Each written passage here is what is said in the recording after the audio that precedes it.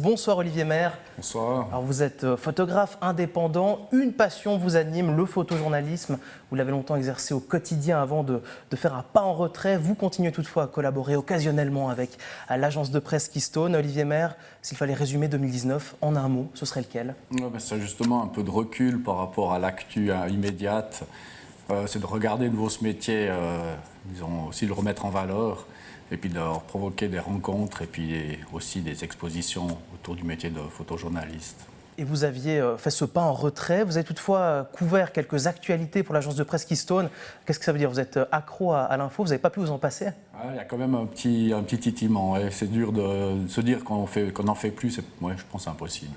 On va maintenant découvrir les 3 actualités qui vous ont marqué en 2019. La première, ce sont les élections fédérales, un événement que vous avez suivi pour l'agence de presse Keystone. Vous avez amené 2 images. On va voir la première, c'est celle de Mathias Reynard, de Marianne Marais, une accolade. Expliquez-nous les coulisses de cette photo. Oui, c'était après le deuxième tour. Tous les gens, donc vous en souvenez très bien, il y avait vraiment de l'électricité. Je pense qu'on serait venu avec des tubes néons dans les stamms, il se serait allumé tout seul.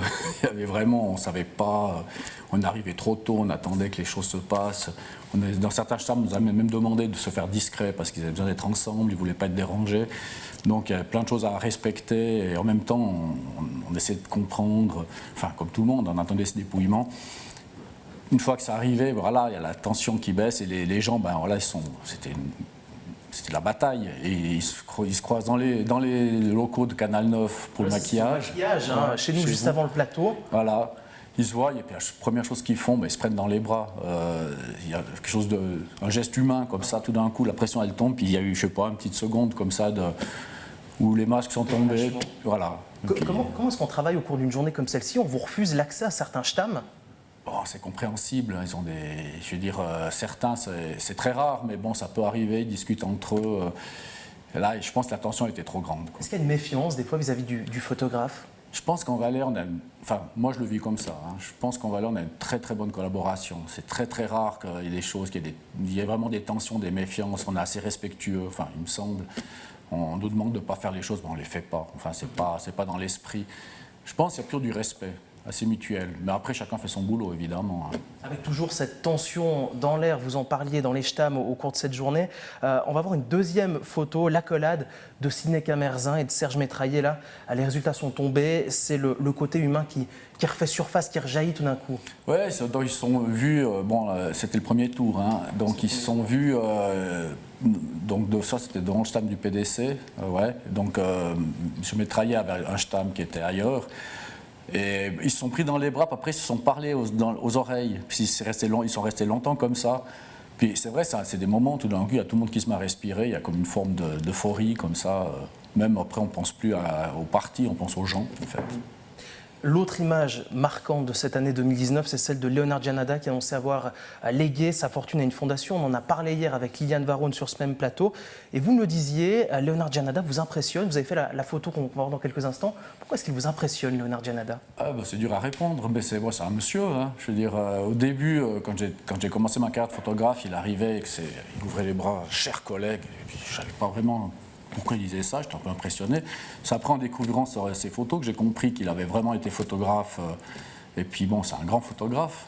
Voilà, il a un parcours incroyable. Et puis en plus maintenant, voilà, il est hyper généreux.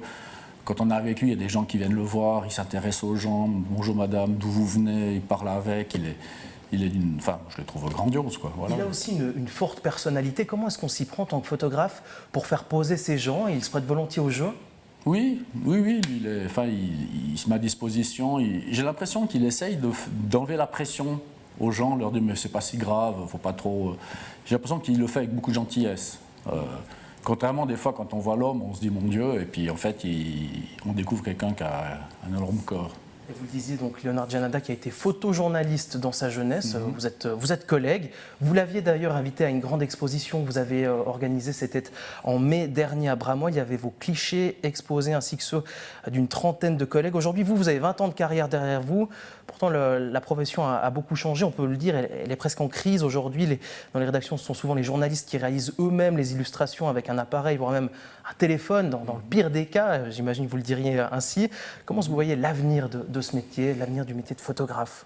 Disons, ouais, c'est même plus que, que le journaliste qui le fait qu'un iPhone, c'est les gens en fait. À l'époque, il y avait un événement qui se passait, ben, on nous amenait en hélicoptère. Ouais. Maintenant, là, avant qu'on soit au courant, il y a déjà une photo qui a été prise par quelqu'un.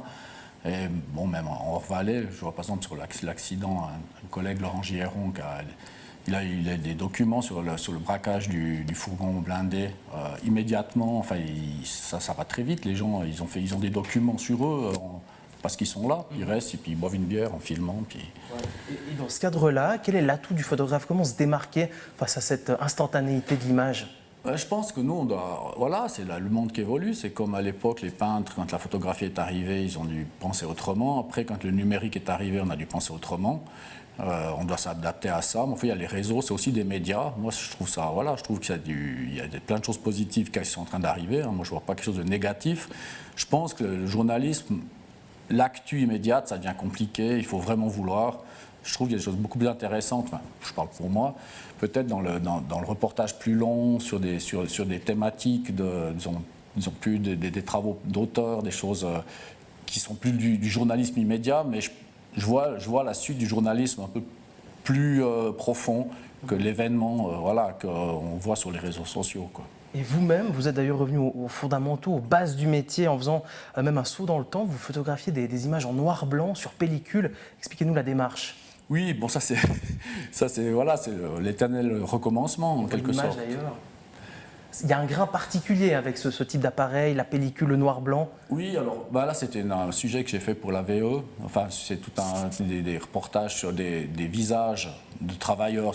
Voilà, on a fait une thématique dans ce sens. Et vu qu'ils fêtaient leurs 100 ans, on a retravaillé avec des vieilles techniques. Donc on a repris des vieilles pellicules. J'avais déjà recherché ces appareils, mais j'ai trouvé des vieilles marques allemandes des années 30 qui ont des rendus très surannés. Retrouver cette espèce de vibration qu'on perd quand même avec le numérique. On redécouvre des choses qui existaient là avant nous, mais on les redécouvre. Voilà. Avec des appareils anciens, vous en avez pris un avec vous, expliquez-nous. Oui, bon, ça c'est un peu le classique. L'appareil, il est encore fabriqué en Europe d'ailleurs. C'est le boîtier classique des grands reporters de l'époque. Alors justement, ça reste compatible avec les très vieilles optiques. C'est ça qui est hyper intéressant. Puis c'est pas très grand, on peut toujours l'avoir avec.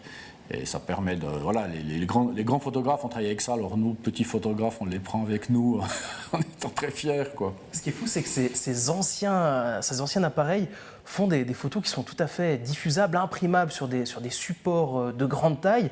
On va le voir, hein, on est là dans le domaine de la construction, on va découvrir ces images. Alors, ce cliché notamment, et puis ces toiles que vous avez exposées, ce milieu de la construction, c'est quelque chose qui vous passionne? Oui, je m'en valais, oui. C'est un des sujets qui m'intéresse. C'est très esthétique, hein. Les chantiers, les gens, les gueules qu'ils ont, pour parler gentiment, ils ont des personnalités. On peut faire beaucoup de choses, hein. Puis là, donc voilà, c'est parti de petits négatifs qui ont été développés au labo et agrandis sur du papier scanné, puis ça a fini sur des bâches de 6 mètres, sauf erreur, pour les 100 ans de la VE à Chandoline. Donc je remercie l'association des entrepreneurs d'avoir confié ce mandat. Puis après, ils ont été encore retirés sur des autres bâches pour le stand d'honneur sur la Foire du Valais. Donc ça fait plaisir de voir qu'en fait, on peut utiliser des choses qu'on aime, même pour des mandats qui pourraient... voilà. Ça finit sur ça a une vie. Et ces anciennes technologies, toujours d'actualité donc. Et je pense qu'elles vont revenir plus d'actualité. C'est comme d'écouter du vinyle. On y revient, quelque part. C'est comme un peu, je sais pas, la cuisine. Voilà, c'est bon de manger des trucs avec des aromates, mais des fois on a envie de remanger de la bonne cuisine.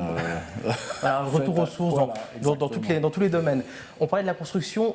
Autre domaine auquel vous accordez un vif intérêt sont les métiers de la terre, les vignerons notamment. Et puis là, vous les suivez sur de longues périodes au fil des saisons. On voit cette image, ces plants cerisiers sous la neige. Vraiment cette volonté de prendre du temps, de photographier des métiers, des gens sur la durée.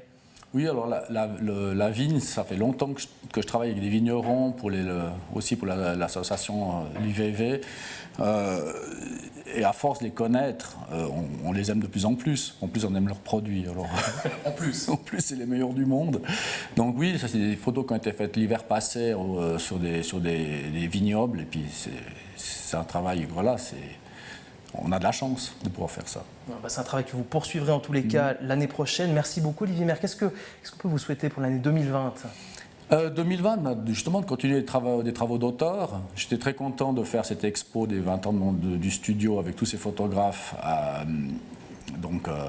Bramois.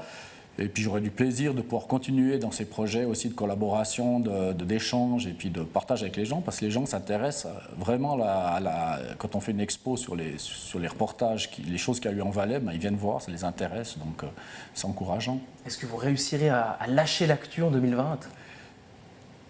Mais je vais la continuer à ma manière. D'accord, on se réjouit de découvrir ça. Merci beaucoup, Olivier Maire. Merci à vous. Et demain, c'est Pascal Couchepin qui sera à votre même place. Merci beaucoup.